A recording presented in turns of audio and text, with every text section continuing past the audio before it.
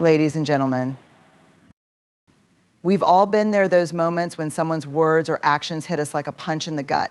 In those instances, the urge to react, to defend, to fire back can feel overwhelming. But what if I told you that there's a more powerful way to handle these moments? A way that doesn't involve a heated response, but rather the strength to choose silence. It's in those quiet moments when we cut off toxic energy, not with a dramatic confrontation, but with an intentional silence, that we claim back our peace and integrity. Emotional boundaries are the invisible lines we draw to protect our mental and emotional well-being. They are the barriers that help us differentiate between what is ours and what belongs to others, particularly when it comes to feelings, behaviors, and attitudes. Establishing healthy emotional boundaries is not about shutting others out or building walls. It's about recognizing our own emotional limits and choosing how to protect them. In the most vulnerable moments of our lives, emotional boundaries are our first line of defense. When we talk about emotional boundaries, we often think of them in terms of self-preservation.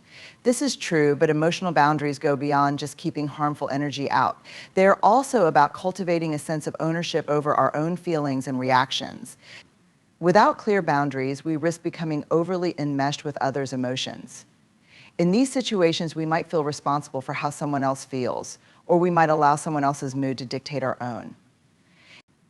This blurs the lines between our emotional space and theirs, leaving us vulnerable to emotional exhaustion and burnout. Healthy emotional boundaries allow us to be compassionate without taking on the emotional burdens of others. We can empathize, we can listen, we can support, but we don't need to carry the weight of their emotions as our own. It is about recognizing that while we care for others, we are not responsible for their emotions or actions. This clarity allows us to navigate relationships more healthily, as we can offer support without losing ourselves in the process. And think of emotional boundaries as personal space.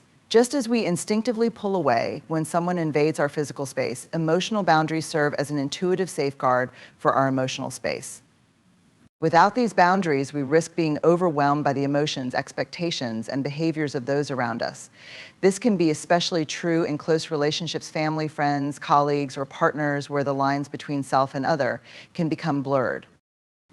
One of the most challenging aspects of maintaining emotional boundaries is the fear of judgment or rejection. In a world that often values people-pleasing and constant connectivity, we can feel guilty for setting limits. We might worry that by protecting ourselves, we're being selfish or unkind. However, it is crucial to remember that setting emotional boundaries is not about rejecting others. It is about protecting our own mental health so that we can show up as the best versions of ourselves. By setting clear boundaries, we allow ourselves to engage with others more authentically without the weight of emotional overload. An essential part of emotional boundaries is recognizing when to say no. Many of us struggle with saying no, especially when we are concerned about how others might perceive us. But in doing so, we sacrifice our own needs for the sake of others. Saying no, whether it's to a request, an invitation, or an expectation, is one of the most powerful ways to protect our emotional well-being. It communicates to ourselves that we matter just as much as anyone else. By honoring our own limits, we create space for healthy, balanced relationships. Another significant element of emotional boundaries is the need to communicate them clearly. Boundaries are not always understood implicitly by others, especially if they've been crossed in the past. This requires us to be clear about what is acceptable and what is not in our relationships. Communicating emotional boundaries may feel uncomfortable at first, especially if we are not used to expressing our needs, but it is an essential part of self-respect. In the process of setting and maintaining emotional boundaries, we develop a deeper understanding of ourselves. We begin to understand our emotional triggers, our limits, and what we truly need from others. This self-awareness creates a foundation of emotional strength that can help us navigate life's challenges with greater resilience and clarity. Ultimately, the power of emotional boundaries lies in their ability to help us maintain a sense of self in a world that often demands too much. They enable us to navigate the complexity of human relationships without losing sight of who we are. Emotional boundaries are not about shutting people out. They are about ensuring that we protect our own emotional landscape so we can engage with the world around us in a more balanced, authentic way. In life, we often find ourselves faced with situations that trigger strong emotional reactions, moments when our patience is tested, when we feel hurt, misunderstood, or frustrated. In these moments, the impulse to react can feel immediate and overwhelming. But the truth is, our response in these situations holds tremendous power. It's not always what happens to us that matters most, but how we choose to respond. The ability to choose our response is one of the most empowering aspects of human behavior, and it can make all the difference in how we navigate challenges, conflicts, and personal growth. Choosing our response starts with the understanding that we are not slaves to our emotions or circumstances. Our initial emotional reactions, whether it's anger, sadness, or frustration, are natural, but they do not have to define our actions. The key is recognizing that between the stimulus, what happens, and the response, what we do next, there is space. In that space, we have the power to pause, reflect, and decide how we want to engage. This ability to pause before reacting is crucial to taking ownership of our emotional experience. When we react impulsively, we often act out of fear, defensiveness, or insecurity. Our reactions can be fueled by old patterns of behavior or unconscious triggers, things from our past that cause us to react in ways that might not be aligned with our values or intentions. For example, when we are criticized or challenged, our knee-jerk response may be to defend ourselves immediately, even if the criticism is constructive. Or when someone makes an insensitive comment, we may feel the urge to lash out. But in those moments, we are not choosing a response that aligns with who we want to be. We are simply reacting from a place of emotional turmoil. Choosing our response means that we step outside of those automatic reactions and take control of the situation. Instead of being driven by emotions or the behavior of others, we are driven by our own values, our sense of self, and our long-term goals. This shift from reaction to response requires emotional intelligence, the ability to recognize our emotions, understand their impact, and manage them in a way that is thoughtful and intentional. In challenging moments, choosing our response also means taking responsibility for how we engage with others. We are not responsible for how others behave or what they say, but we are always responsible for how we respond. When we choose to respond thoughtfully, we give ourselves the opportunity to approach the situation with greater clarity, empathy, and perspective. This approach can transform the way we interact with the world as we begin to break free from cycles of blame, defensiveness, and unnecessary conflict. Choosing our response also empowers us to protect our emotional well-being. There are many situations where we cannot control the actions of others, whether it's a rude comment, a stressful work environment, or a difficult relationship. But we can always control how we respond. In fact, one of the most powerful choices we can make is the decision not to engage in toxic or harmful behavior. Instead of being drawn into negativity or drama, we can choose to walk away, remain silent, or even take a deep breath and approach the situation from a place of calm. This not only protects our peace, but also sets a strong example for those around us. Furthermore, choosing our response enables us to grow emotionally and personally. Each time we practice self-awareness and self-control in our reactions, we strengthen our emotional resilience. So we develop the ability to navigate difficult emotions in a healthier, more balanced way, and over time, we create a habit of responding rather than reacting. This habitual response brings us greater peace of mind and a sense of mastery over our emotional landscape. In any difficult situation, we have the choice to respond in a way that reflects who we want to be, not just in the heat of the moment, but in the long run. This is where real growth happens, when we stop allowing external circumstances to dictate our internal state and start choosing responses that are rooted in our core values and long-term vision.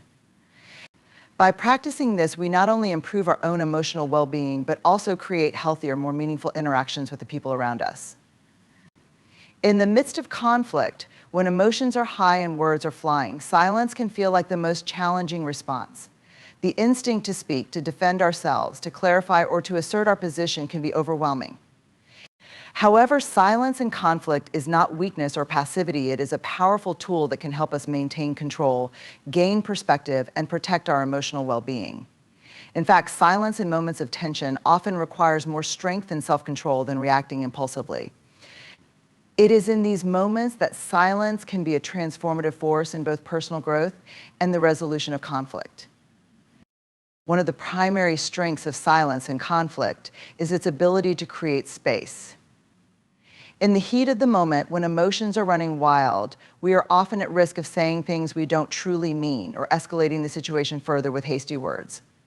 Silence allows us to pause, step back, and give ourselves the necessary time to cool down before we respond. This space between stimulus and reaction is crucial as it gives us the opportunity to reflect, consider our emotions, and think about how we want to engage with the situation. Without that pause, our reactions are driven by impulse rather than intention, and the chances of saying something that we'll later regret are high. Moreover, silence in conflict creates an opportunity for deeper understanding. When we stop speaking, we open the door for active listening. Instead of focusing on defending ourselves or proving a point, we allow the other person to express themselves fully. In many conflicts, misunderstandings or miscommunications are at the core of the tension. By choosing silence, we give ourselves the opportunity to hear the other person's perspective more clearly, without the distraction of preparing our next argument or response. This kind of listening requires patience and humility, but it is often the key to resolving conflicts in a way that fosters mutual respect and understanding. Another powerful aspect of silence is that it serves as a boundary. In a world where people often feel compelled to react to every comment, insult, or disagreement, silence is a conscious decision to disengage from toxic energy. Sometimes the best way to protect ourselves emotionally is to simply say nothing. When faced with criticism, accusations, or hurtful remarks, silence can act as a shield that protects our peace. It signals that we are not willing to participate in negative or harmful exchanges. It is not an avoidance tactic, but rather a way of asserting our own emotional boundaries. In situations where continuing the conversation would only escalate the conflict or lead to further harm, silence is the most respectful and effective choice. Silence also carries the power of control. When we choose not to react immediately in a conflict, we take control of the situation rather than allowing our emotions or the words of others to dictate our response. In many conflicts, the other party may be seeking a reaction, whether it's to provoke anger, frustration, or defensiveness. By remaining silent, we deny them the satisfaction of triggering us. This doesn't mean we are ignoring the conflict or conceding defeat. Rather, we are choosing to remain centered and not be swept away by external forces. Silence is a subtle yet profound act of self-discipline and strength. In addition, silence can encourage reflection and growth. After a conflict, when emotions have settled, the silence that follows can provide the space needed for introspection. It allows us to process what happened, why it triggered certain emotions, and what we can learn from the experience. This kind of reflection often leads to greater self-awareness and emotional growth. We are less likely to make decisions out of hurt or anger, and more likely to respond thoughtfully and with intention the next time a conflict arises. Finally, silence has a way of shifting the dynamics of a conflict. It can disarm aggression, de-escalate tension, and create an environment where resolution is more likely. When one person remains calm and silent in the face of conflict, it often encourages the other person to pause and reassess their own position. The energy of a heated argument is often diffused when one party does not engage in the back and forth escalation. Now, this doesn't mean that silence solves all conflicts, but it can lay the groundwork for more productive communication by diffusing emotional intensity. In a world that often values quick responses and constant verbal exchanges, silence may seem counterintuitive, but it holds a unique power in conflict. It allows us to pause, listen, and reflect, and it provides the emotional distance needed to respond with clarity and purpose. It is an act of self-control, a statement of boundaries, and a tool for creating space for resolution. Through silence, we can find strength in moments of conflict that might otherwise have consumed us. Letting go is one of the most difficult yet transformative actions we can take in our lives, especially when it involves releasing things, people, or situations that we've held onto for far too long. Whether it's a toxic relationship, a job that drains us, or an outdated belief about ourselves, the act of letting go is deeply intertwined with our sense of self-worth. In order to truly embrace the power of letting go, we must first understand our own value and recognize that we deserve better than what is no longer serving us. At its core, self-worth is the internal belief that we are worthy of love, respect, and happiness, regardless of external validation or circumstances. When we have a strong sense of self-worth, we understand that we are not defined by the roles we play, the mistakes we've made, or the people who may have let us down. Our value is inherent, and it is not contingent upon others' opinions or expectations. But when our sense of self-worth is shaky or damaged, we often cling to things that don't align with our best interests, fearing that letting go will somehow diminish us or that we won't be able to find something better. This fear is rooted in insecurity and the mistaken belief that we need external validation to prove our worth. We may hold on to a job we dislike because it provides us with a sense of stability, or we may stay in a relationship that is no longer healthy because we're afraid of being alone. We might even hold on to outdated self-concepts, believing that who we are today is somehow insufficient or unworthy of change. The truth is that these attachments, whether to people, jobs, or self-limiting beliefs, often prevent us from fully stepping into our power and realizing our true potential. Letting go, however, is not about rejecting or abandoning parts of ourselves. It is about acknowledging that we are worthy of better experiences, better relationships, and a better version of ourselves. It is an act of self-respect where we choose to create space for things that nourish and uplift us rather than holding on to what diminishes us. Letting go is an affirmation of self-worth. It is recognizing that we deserve to be surrounded by people and situations that honor our value and contribute to our growth. For example, in relationships, when we continuously give without receiving respect or care, we are telling ourselves that we don't deserve better. We may stay in unhealthy dynamics because we fear the consequences of letting go, fear of loneliness, fear of the unknown, or fear of being seen as weak or selfish. But by staying in those relationships, we are reinforcing the belief that we are not worthy of love and respect. Letting go of a toxic relationship is an act of self-love, a way of saying, I deserve to be treated with kindness, respect, and dignity, and is often the first step toward finding healthier, more fulfilling connections. Similarly, letting go of old patterns or beliefs about ourselves can be one of the most powerful ways to reclaim our self-worth. Many of us carry around stories about who we are based on past experiences, failures, or the opinions of others. We may tell ourselves that we are not good enough, that we don't deserve success, or that we're somehow flawed or broken. These beliefs, often deeply ingrained, can hold us back from stepping into our full potential. Letting go of these limiting beliefs involves recognizing that they are not the truth of who we are. They are simply stories we've been told or have told ourselves. Releasing them opens the door to new possibilities and allows us to embrace a more empowering and loving narrative about our lives. Letting go is also a way of claiming our freedom. Every time we release something that no longer serves us, we create space for something new, something that better aligns with who we are becoming. This can be both liberating and empowering. Whether it's letting go of a toxic relationship, a job that drains our energy, or negative self-talk, we are taking steps toward creating a life that reflects our true worth. It is through letting go that we make room for self-compassion, self-empowerment, and personal growth. In order to let go, we must also practice self-forgiveness. Often we hold onto things because we feel guilty or ashamed of our past decisions. We may blame ourselves for staying in unhealthy situations for too long or for not having made a change sooner. But holding onto guilt or regret only weighs us down and prevents us from moving forward. Letting go involves forgiving ourselves for the mistakes of the past and embracing the idea that we are worthy of second chances, growth, and transformation. Ultimately, the act of letting go is a testament to our understanding of our own worth. It is a way of saying, I am worthy of love, respect, peace, and all the good things life has to offer, and choosing to align ourselves with those things. By releasing what no longer serves us, we are opening ourselves up to a life that is more fulfilling, joyful, and authentic. Letting go is not just about moving away from something, it's about moving toward a better version of ourselves, a version that recognizes and celebrates our inherent worth. In conclusion, the themes we've explored today, whether it's the power of emotional boundaries, the importance of choosing our response, the strength of silence and conflict, or the transformative act of letting go, are all deeply intertwined with our sense of self-worth. Each of these concepts invites us to take ownership of our emotional lives, to respond with intention rather than impulse, and to create space for growth and healing.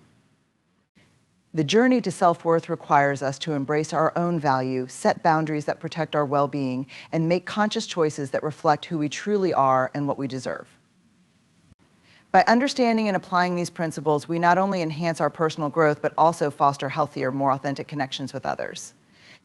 Ultimately, when we choose to live from a place of self-respect and inner strength, we create lives that are more aligned with our true potential and purpose. Thank you.